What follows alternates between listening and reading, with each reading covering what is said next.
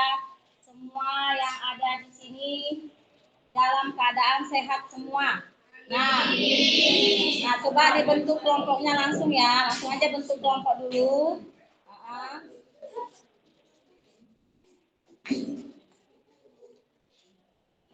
Pertama-tama kita panjatkan puji syukur kepada Tuhan Yang Maha Kuasa. Karena pada hari ini kita masih diberikan kesehatan sehingga kamu masih bisa belajar ya. Nah, sebelum kita memulai pembelajaran, ada baiknya kita berdoa dulu ya, yang dipimpin oleh salah satu teman kamu, yaitu si Dirli. Coba ke depan, bawakan doa.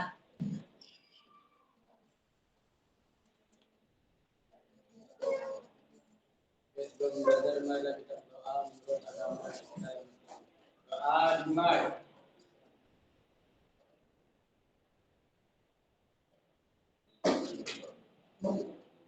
Doa selesai. Ya, terima kasih sama teman kalian si Dirli ya. Nah, sebelum lagi kita melanjutkannya, Ibu absen dulu biar Ibu tahu siapa yang tidak datang. Coba Ibu tanya dulu sekretaris, siapa yang tidak datang? Langsung aja yang tidak datangnya Ibu tanya.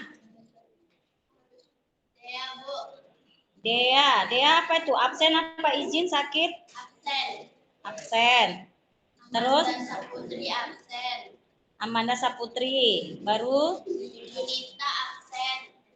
Junita. Terus? Tri Anggraini absen. Tri Anggreni. Ada 4 orang ya? Si Dini datang dari Dini? Ini datang. Nah, sebelum masuk ke topik pembahasan kita, Ibu masih mengulang kembali pembelajaran minggu lalu, yaitu kita telah membahas mengenai materi. Masih ingat materi kan? Materi? Iya. Materi itu adalah segala sesuatu yang memiliki masa dan menempati ruang. Nah, coba dulu siapa yang bisa menjawab?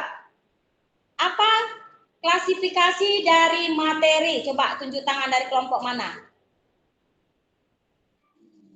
Klasifikasi materi. Ini masih mengungkit pelajaran yang minggu lalu. Ayo, siapa yang bisa? Tunjuk tangan.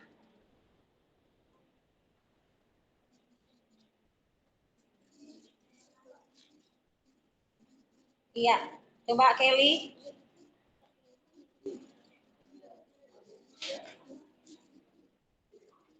Ayo, nggak usah malu-malu coba. Yang pertama adalah tunggal yang terdiri dari unsur dan senyawa. Kedua, campuran yang terdiri dari larutan koloid dan Larutan, koloid, dan suspensi. Nah, itu kalau kita lihat dari susunannya ya. Kalau dilihat dari susunannya, materi itu terbagi atas 2, yaitu yang pertama zat tunggal yang terdiri dari unsur dan senyawa. Iya, yang kedua yaitu campuran yang terdiri dari larutan, koloid, dan suspensi. Iya, benar. Nah, Ibu mau tanya lagi. Apa itu unsur dan apa itu senyawa? Masih ingat? Ayo, siapa yang bisa? Coba tunjuk tangan.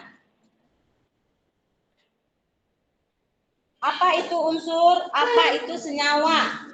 Coba diingat lagi. Siapa yang bisa? Kelompok mana?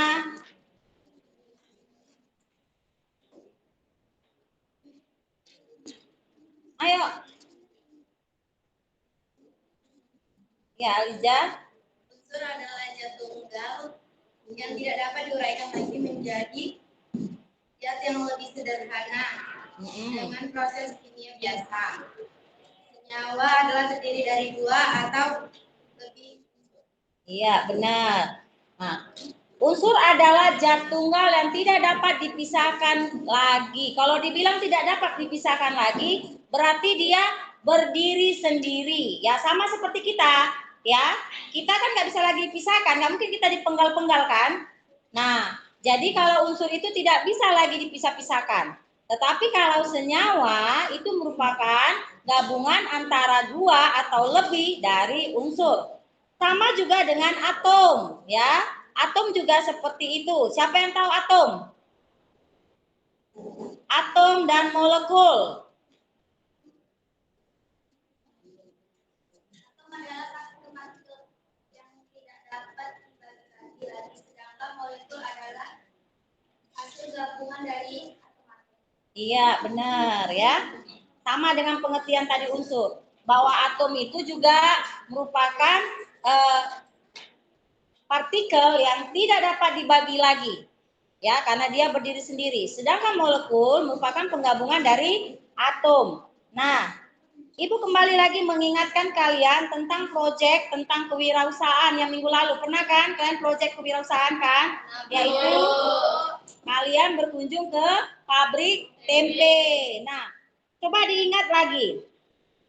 Waktu kalian pergi ke pabrik tempe, itu pengolahan mengenai kacang kedelai menjadi tempe. Nah, perubahan apa yang terjadi dari kacang kedelai menjadi tempe? Siapa yang tahu? Bahan kimia. Iya, perubahan kimia. Kenapa dikatakan perubahan kimia? Karena adanya zat baru, ya. Mana zat baru? Zat barunya mana, Bu? Kalau bertanya, misalnya kalian lihat, kalau misalnya kalian pernah nggak melihat tempe? Pernah. Pernah nggak makan tempe? Pernah. Ada di sini yang nggak pernah makan tempe? Ada. Nah, tempe itu dibuat dengan cara apa? Fermentasi. Iya, fermentasi. Jadi kalau kalian lihat, kalian buka bungkus tempe, kan ada jamur-jamur putih kan? Nah, itulah dia zat barunya. Makanya dikatakan tempe itu adalah perubahan kimia karena adanya zat baru. Tetapi kalau perubahan fisika, dia tidak ada zat baru. Contohnya ya, contohnya misalnya kalau kita memasak air, ya. Coba dulu kalian lihat, air kalian masak sampai mendidih, ada nggak zat barunya? Nggak ada, ya. Jadi kalau air yang mendidih itu nggak ada zat barunya, karena juga dia yang menguap itu juga adalah air. Nah, itulah dia. Lalu setelah kalian berkunjung ke pabrik itu, apakah kalian berusaha mencari tahu perbandingan massa antara bahannya, maksudnya kacang kedelainya, dengan hasil produknya? Apakah kalian mencari tahu? Iya, mencari. Bagaimana cara menentukan komposisinya? Komposisi bahan dalam proses pembuatan tempe tersebut. Apakah ada komposisinya atau tidak? Ada ya. Apa itu komposisi maksudnya? Aturan. Kan? Kalau kita pembuatan tempe kan ada aturannya. Kan nggak mungkin kacang kedelai kau bikin satu karung. Lalu kau bikin misalnya raginya juga satu karung. Kan nggak mungkin jadi tempenya kan? Karena itu juga pakai aturan-aturan. Ya, pakai ukuran maksudnya. Nah, di sini sekarang kita akan menyinggung tentang pembelajaran itu. Maksudnya kenapa Ibu membahas itu? Karena pada hari ini kita akan mempelajari tentang hukum dasar kimia, ya. Nah, terlebih dahulu Ibu tampilkan dulu apa itu tujuan dari pembelajaran kita. Nah, sini ya. Coba dilihat di fokusnya ya. Tampilan depan. Kita ambil pertemuan yang pertama ya. Yang pertama, peserta didik menjelaskan hukum dasar kimia, yaitu hukum kekekalan massa Lavoisier, hukum perbandingan tetap atau hukum Proust, hukum perbandingan berganda, yaitu hukum Dalton, hukum perbandingan volume atau Gay-Lussac. Sebenarnya ada 5 ya. Satu lagi adalah hukum Avogadro. Tapi sini nggak Ibu bahas. Yang kedua, peserta didik mendemonstrasikan dan membuktikan. Nah, nanti kalau membuktikannya kalian dengan cara praktikum. Nanti ada Ibu kasih linknya. Mengenai hukum dasar kimia, yaitu hukum kekekalan massa Lavoisier dan hukum perbandingan tetap Proust melalui percobaan sederhana. Nanti ada kalian praktekkan ya. Nah, apa model dan metode yang kita pakai? Modelnya yaitu kita pakai PBL, yaitu Problem Based Learning, yang berbasis masalah. Metodenya yaitu pendekatan STEAM. Nah, medianya ada di situ video, LKPD, bahan ajar ya, ada juga alat dan bahan kimia, dan ada juga Infokus, laptop dan WiFi ya. Nah, sebelum kita masuk, coba kalian lihat dulu ya video yang akan Ibu tampilkan mengenai molekul. Molekul H2O. Sambil diperhatikan ya, nanti Ibu tanya lagi.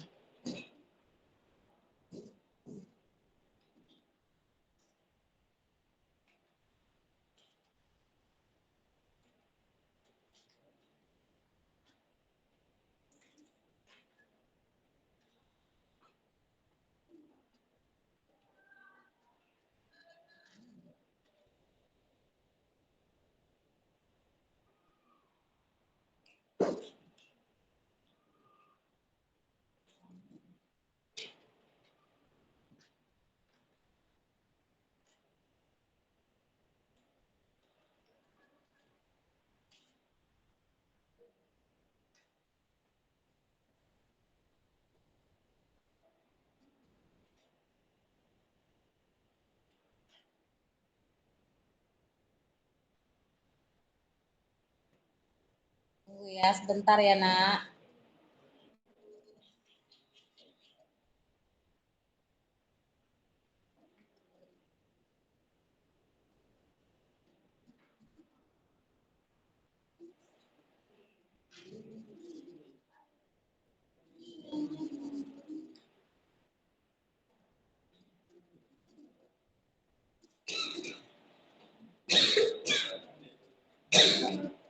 Suara ya. Suaranya kok nggak kedengaran?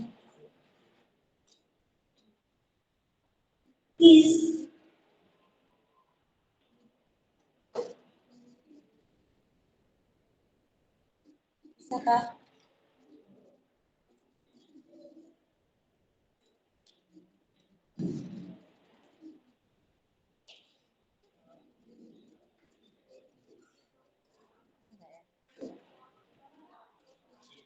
Ini mungkin ada jaringan. Nah, coba diperhatikan. Kita balik aja lagi.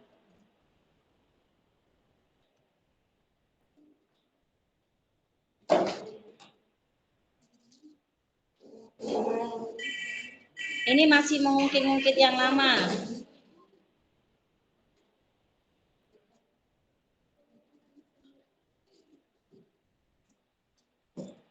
Kita masih mengungkit tentang pembentukan molekul ya, pembentukan molekul air yaitu H2O, di mana H2O itu terbentuk dari unsur hidrogen dan oksigen ya.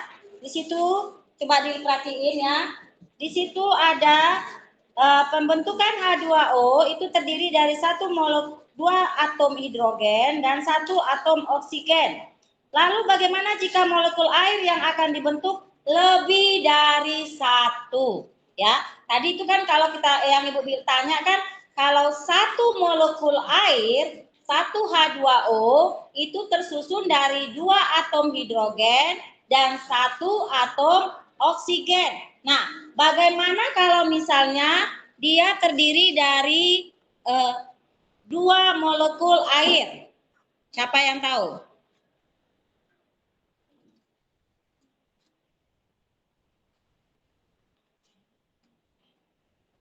Ada yang tahu? Ya, coba ingat. Air yang dibentuk lebih dari satu, maka diperlukan lebih dari dua atom hidrogen dan lebih satu atom oksigen. Air molekul yang diperlukan 4 atom hidrogen dan 2 atom oksigen.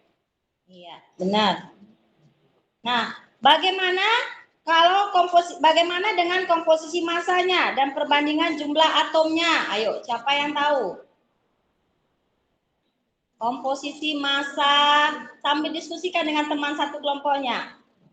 Bagaimana dengan komposisi massa dan perbandingan jumlah atomnya? Tadi kan yang Ibu bilang satu molekul. Nah, sekarang Ibu tanya lebih dari satu. Bagaimana perbandingannya? Ayo, bagaimana perbandingan H2O? Siapa yang tahu? Kelompok mana? Ini sekali-sekali laki-laki, kenapa? Si perempuan aja Ibu tengok yang tadi yang menjawab. Ini laki-lakinya di mana? Laki-laki dulu sekali-sekali menjawab. Lencong.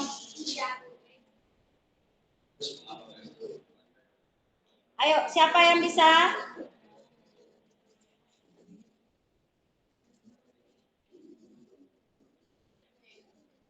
Siapa bisa yang menjawab?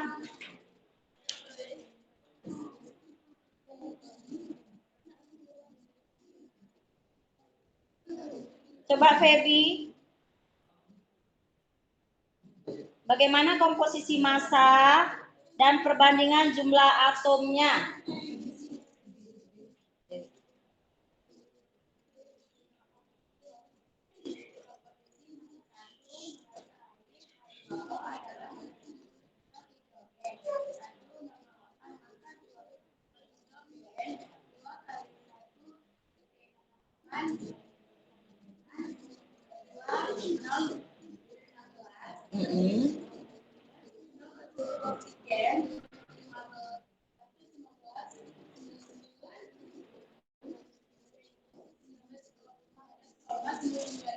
Iya, genapkan jadi 16.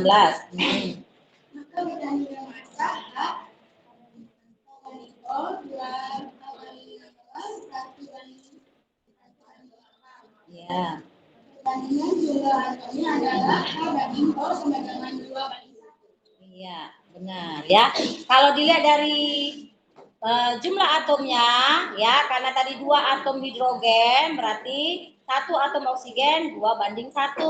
Tapi kalau dilihat dari masanya ya, nomor massa dari atau AR dari hidrogen yaitu 1, sekian, kita bulatkan 1 ya.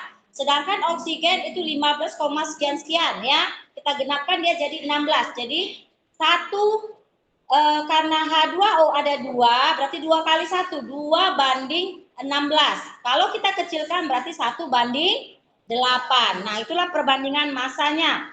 Lalu bagaimana dengan jumlah dengan molekul jika itu diukur dalam keadaan gas pada suhu dan tekanan yang sama?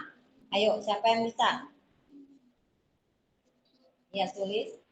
Jawabannya mempunyai partikel atau jumlah molekul yang sama. Iya. Yang memiliki jumlah partikel dan molekul yang sama. Lalu bagaimana jumlah partikel atomnya?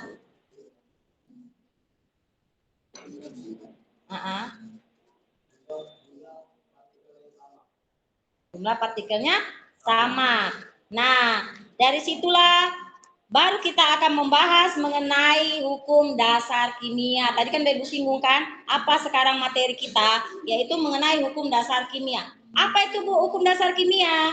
Hukum dasar kimia itu digunakan untuk permulaan kita menentukan hitungan pada kimia dan merupakan penggabungan yaitu mengenai dari reaktan dan produk, kita lihat dari persamaan reaksi. Nah, di dalam hukum dasar kimia tadi sudah Ibu uraikan apa yang mau kita bahas, yaitu mengenai hukum kekekalan massa atau yang disebut hukum Lavoisier. Yang kedua, hukum perbandingan tetap atau hukum Proust. Yang ketiga, hukum perbandingan berganda atau hukum Dalton. Dan yang keempat, hukum apa tadi Bu bilang? Perbandingan volume atau disebut dengan hukum Gay-Lussac, bukan Gay yang lain ya, namanya si Gay-Lussac.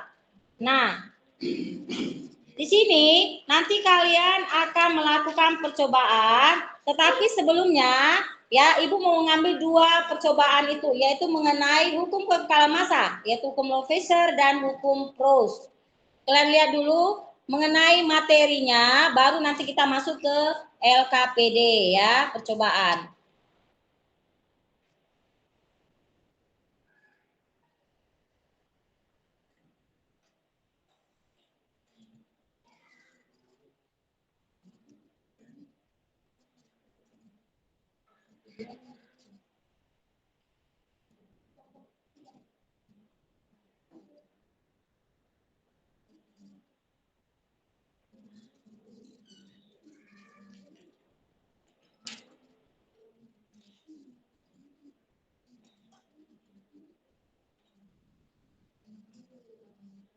Nah, perhatikan dulu video yang di depan.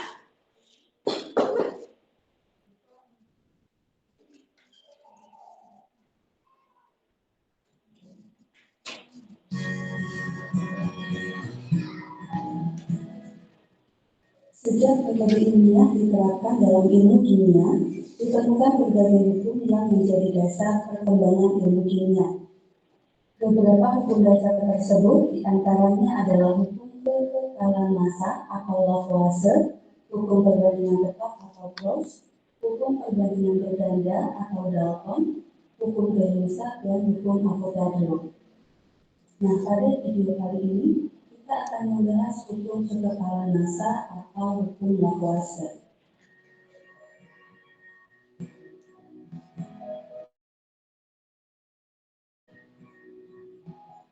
Sebelum kita membahas hukum kekekalan massa lebih lanjut, mari kita perhatikan fenomena berikut ini. Pertama, reaksi pembakaran kertas. Ketika kita membakar kertas, kita dapat melihat bahwa massa abu hasil pembakaran lebih ringan daripada massa kertas sebelum dibakar. Nah, pertanyaannya, apakah pembakaran kertas disertai penurunan massa? Yang kedua, reaksi perkaratan besi. Ketika terjadi perkaratan besi, massa besi yang berkarat lebih berat dibandingkan massa besi awalnya. Pertanyaannya, apakah reaksi perkaratan besi disertai penambahan massa? Setelah mempelajari hukum kekekalan massa pada video ini, teman-teman akan mampu menjawab pertanyaan-pertanyaan tersebut. Selanjutnya terkait massa zat-zat dalam suatu reaksi, Lavoisier telah menyelidiki massa zat-zat sebelum dan sesudah reaksi. Lavoisier menimbang zat sebelum reaksi, kemudian menimbang hasil reaksinya, dan ternyata massa zat sebelum dan sesudah reaksi selalu sama. Lavoisier kemudian menyimpulkan hasil temuannya dalam suatu hukum yang dikenal dengan hukum kekekalan massa, yang berbunyi, dalam sistem tertutup, massa zat sebelum dan sesudah reaksi adalah sama. Untuk membuktikan hukum kekekalan massa, kita bisa melakukan percobaan dengan mereaksikan timbal 2 liter dan rumus molekulnya PbNO32 dengan kalium iodida yang rumus molekulnya Ki dalam tabung Y tertutup. Dalam hal ini, satu lagi tabung Y kita isi dengan 2 ml larutan PbNO32, sedangkan kaki tabung Y yang lain diisi dengan 2 ml larutan Ki. Kemudian kita tutup dengan sumbat dan ditimbang sebagai massa total zat-zat sebelum reaksi. Nah, misalnya, massa zat yang tertimbang adalah 10 gram. Setelah itu kedua larutan dicampurkan dalam tabung Y yang didiekan dan kita amati perubahan yang terjadi. Kemudian kita timbang kembali tabung Y bersama isinya sebagai massa zat-zat setelah reaksi. Nah, berdasarkan hukum Lavoisier, maka seharusnya massa zat setelah reaksinya juga 10 gram. Untuk ilustrasi ini, persamaan reaksi yang terjadi adalah PbNO32 ditambah 2 Ki menghasilkan PbI2 ditambah 2 KNO3. Sesuai dengan hukum Lavoisier, dapat kita tuliskan massa PbNO32 ditambah massa Ki sama dengan massa PbI2 ditambah massa KNO3, yaitu 10 gram. Lalu bagaimana dengan reaksi pembakaran kertas yang kita bahas di awal? Mengapa massa abu yang dihasilkan lebih ringan dibandingkan dengan massa kertas sebelum dibakar? Nah, hal ini disebabkan karena pembakaran kertas yang kita lakukan berlangsung dalam ruang terbuka, sehingga hasil reaksi yang berupa gas tidak tertimbang dan mengakibatkan massa zat yang tertimbang menjadi lebih ringan dibandingkan massa kertas semulanya. Lalu bagaimana dengan reaksi perkaratan besi? Mengapa massa besi yang berkarat lebih berat dibandingkan dengan massa besi awalnya? Nah, reaksi perkararan besi merupakan reaksi peningkatan oksigen dari udara dengan bersamaan reaksi Fe solid ditambah O12 menghasilkan Fe2O3 solid. Dalam hal ini, besi yang mempunyai massa tertentu akan bereaksi dengan sejumlah oksigen di udara membentuk senyawa baru, yaitu besi 3 oksida yang rumus molekulnya Fe2O3. Nah, massa besi 3 oksida ini sama dengan massa besi ditambah massa oksigen mula-mula, sehingga sudah pasti lebih berat dibandingkan massa besi awalnya.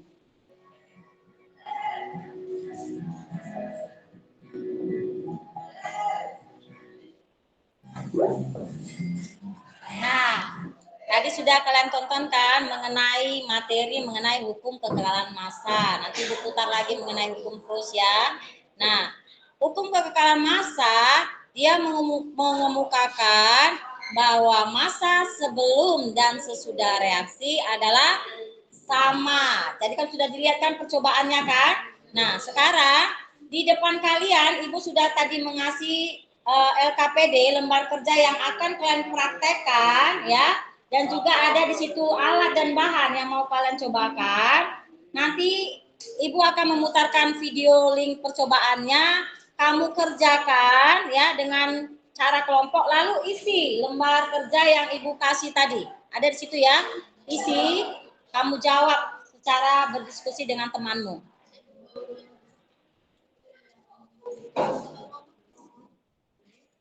Masing-masing kelompok ya.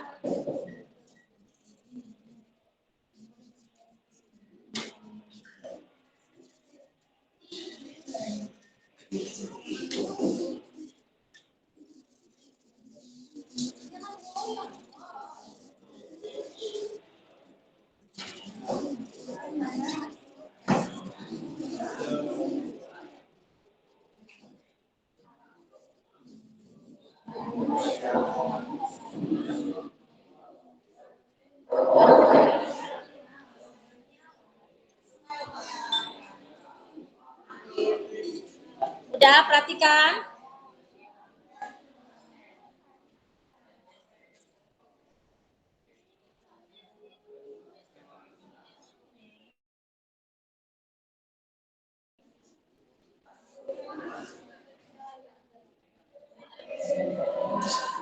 Perhatikan ke depan.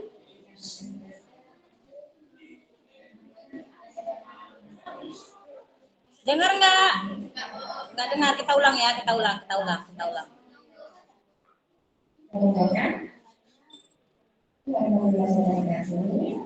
Pada kesempatan kali ini kita akan belajar untuk kekekalan massa. Di sini alat-alat yang dibutuhkan adalah termometer, jam kaca, larutan juga dapur, soda kue, balon, dan spatula. Berbata. Oke, yang pertama yang kita lakukan adalah kita timbang termometer, kemudian kita tambahkan cuka ke dalam termometer.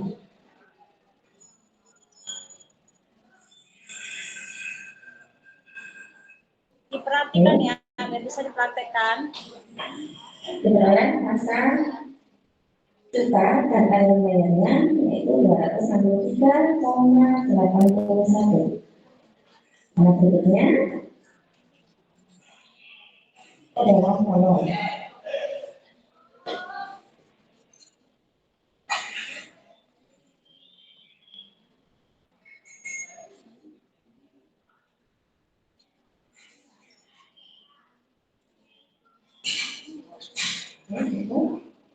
Lalu kita timbang.